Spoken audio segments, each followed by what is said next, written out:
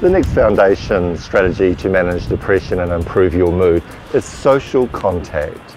Today we are filming in front of some of Christchurch's wonderful street art. Now, social contact is an important strategy to improve your mood. However, while maintaining good relationships with family and friends can be a really effective way of dealing with depression, it can also be one of the most difficult things to do when you're not feeling great.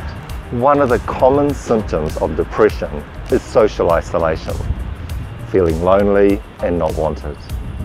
These feelings can worsen and can even maintain low mood. Social contact with others helps us to feel part of a group rather than left out, which helps us to feel more secure and wanted. It also helps to moderate and develop our thinking and can bring a balance to our perspective when talking with friends. It helps us to not feel lonely and brings a sense of support and belonging. We feel more connected and a part of something bigger than ourselves. Friends provide us a sounding board and someone to talk with. This doesn't mean a therapy session where we pour our hearts out. Rather, it's just a chance to talk through what's going on in our lives, a chance to express our thoughts and our feelings with someone that we like and trust.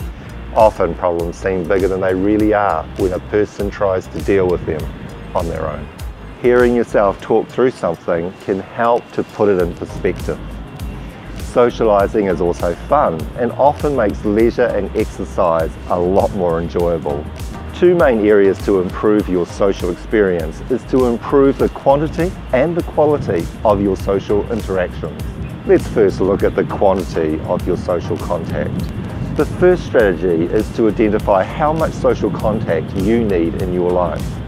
As said earlier, we are all different and we all need different amounts depending on many variables such as personality, work, lifestyle, upbringing, just to name a few. A good way to work this out is by experimentation. Try different amounts of social contact and see how it affects you. When you feel a balance between the extremes of feeling lonely or worn out by people, you're probably at about the right amount. If your current amount of social contact is low and you don't have many friends, the next strategy is to increase your people networks and frequency of social engagement. Consider reconnecting with friends that you might not have seen for a while. Develop new ways to meet people and make friends, like Facebook. Join a club or a sports group. Start a new hobby or an interest group. The next strategy, choose people to socialise with who energise and/or make you feel good. We all know that there are people who tend to make us feel worse and others who tend to make us feel better. Make a list of people you know who make you feel good and spend more time with them. The next strategy is social balance. The best relationships tend to be ones that have balance, which contain both give and take. A good general rule for a quality social relationship is that they are generally mutual. They have the ability to both give and receive support. Another characteristic of a quality relationship is they tend to make you feel good and are enjoyable.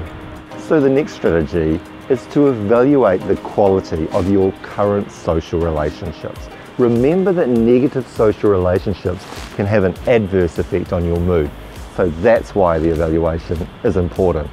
A simple way to evaluate the quality of your social relationships is to set a social criteria, such as how mutual is the relationship? Is the relationship supportive? Is it enjoyable? And how does it affect your mood? Give the relationship a mark out of 10 for each of these criteria. Doing this will help you to know where to invest and where not to invest your social energy. A helpful tool to evaluate the quality of your current social relationships is the Social Evaluation Worksheet. Some examples of social criteria could be enjoyment and fun, support and help, integrity and reliability, positive effect on your mood, and balance, which is give and take in a relationship. I guess some examples of friends could be Bill, Daniel, Peter, Sarah, and Rachel. And some example scores could be for Bill, for Daniel, for Peter, for Sarah, and for Rachel. So from this evaluation, we can clearly see that the best place for this person to invest their social energy would be with Daniel and Rachel. So that's just an example of how the social evaluation worksheet could help a person identify where to invest their social energy. So now you could write in a social criteria that is valuable to you, and write in the names of your friends, and do your own evaluation to help you to know where best to invest your social energy. The criteria I mentioned is just an example. It is best to make your own criteria. The important thing is that you are realistic in your social expectations of others and apply the same criteria to your own social conduct. This brings us to the next strategy, improving your social conduct.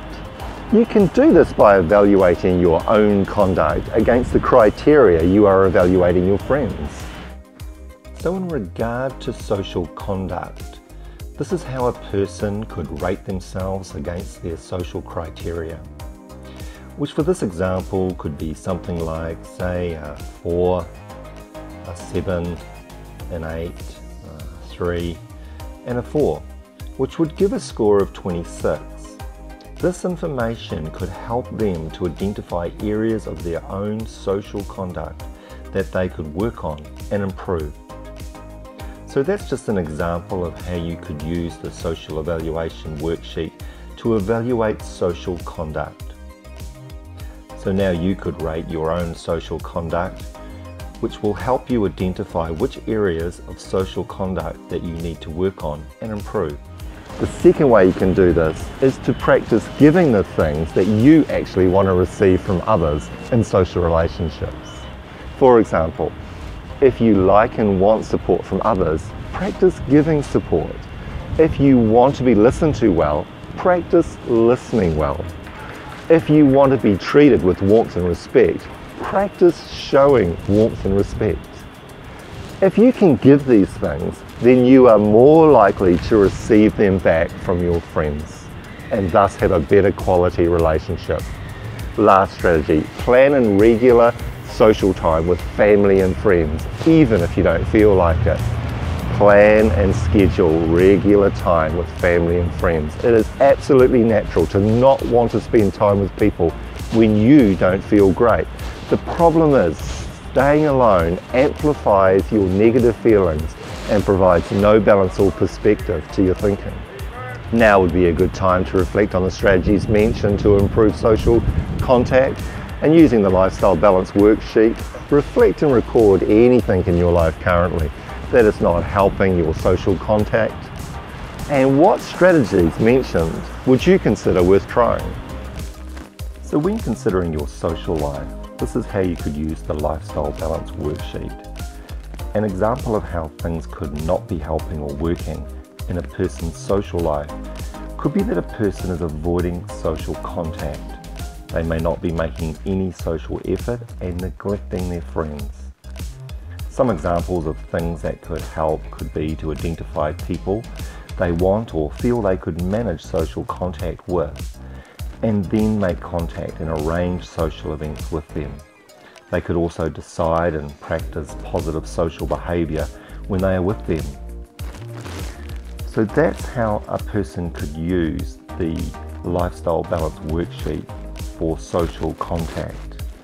So now you can write in what is relevant for you in your situation regarding your social life. It would also be a good time to turn the page over and look at the wellbeing plan and decide how much social contact is happening in your week, with who and at what times. Write and schedule it in. In terms of the wellbeing plan, an example of how this might look for a person's social life is a person could decide who they want contact with and then plan and schedule times and social events with them. For this example, it could be, say, something like every second Tuesday evening between 6:30 and 10 that they may go out for coffee and a movie with their friend Karen. and then say go out for coffee every second Friday at 3 p.m. with their friend Paul. So that's just an example of how the wellbeing plan could be used for a person's social life. So now you can write in what is relevant to you and your social life. I hope this section has helped you to reflect and to make changes in this very important social area of your life. I know that as you have the right amount and of good quality social contact, it will be a tremendous help to improve your mood and manage depression. So that's it for social contact, and I look forward to seeing you when we talk about our next foundational strategy, which is important relationships. I'll see you there. Now, if you feel you need more than this program right now, you can call one of the numbers on the screen for someone to talk to.